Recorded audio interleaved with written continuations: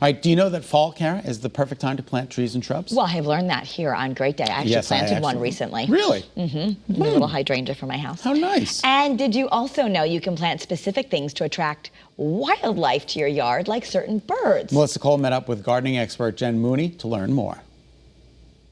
Hi everybody, so we are here today with Jen Mooney in her beautiful garden. Hi Jen. Hi, thank you.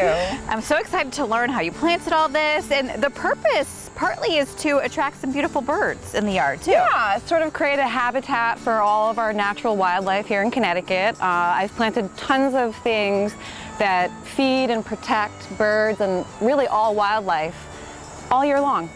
And a good part of it is that it attracts birds, but not necessarily bears. Right. It's a big problem, especially in West Hartford. We're having a huge bear situation. I don't want to call it a problem because they live here too, but they're very attracted to bird feeders, as everybody knows. And bird feeders are actually kind of an artificial way to feed birds, and they're not really necessary. So there's plenty of things, trees, shrubs, plants that you can plant in your yard that can provide food sources all season long, and then shelter sources throughout the winter. Dogwoods are such a perfect Connecticut tree. So dogwoods have that beautiful spring flower which is beneficial to pollinators, and then it makes this berry, and birds love the berry. Birds this time of year will start feasting on berries and nuts and all kinds of fruits from your garden because they're getting fattened up for a long winter, or they're getting fattened up to fly south. Okay. So some stay and some go, and all of these trees and all the berries feed them now. This cherry tree is also a good food source for birds, and so is this hedge. This is called shamrock inkberry. Inkberries are wonderful for birds. They love the berries. Again, it makes a cute little flower. This is covered in little flowers in the spring.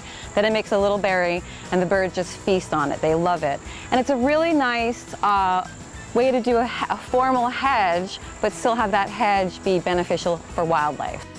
Arborvitae provides shelter for birds and other animals in the wintertime. Even when it snows, they can bury themselves inside or underneath to stay protected.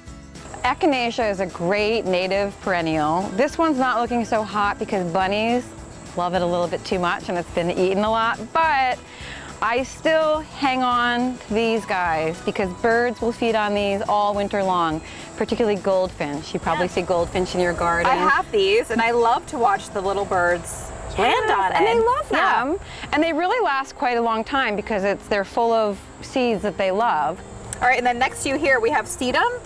Yeah, sedum. This is autumn joy sedum, which you're probably seeing all over town right now, starting to bloom. First of all, honeybees love it. It's usually covered in honeybees, but also if you leave sedum, just like the echinacea, it also provides a great food source for birds. They'll feed off the little seed heads long into, well into fall and winter. Really? Yeah. Okay. So you'll notice different little birds just landing on it and feasting. Yeah. When we build gardens, you have to think of wildlife because, we want to look at beautiful things, but we're sharing the earth with animals and wildlife and insects. And just by keeping that ecology moving and healthy, you'll have a more beautiful garden and a more enjoyable garden. That is a beautiful garden. That is a beautiful garden. Okay. I wish. I wish I could just come over and make that for me. When you go to the nursery, make sure you look for native plants. Those will attract wildlife native to our area. Yes, and a little bird feeder helps too. A little bird feeder, exactly.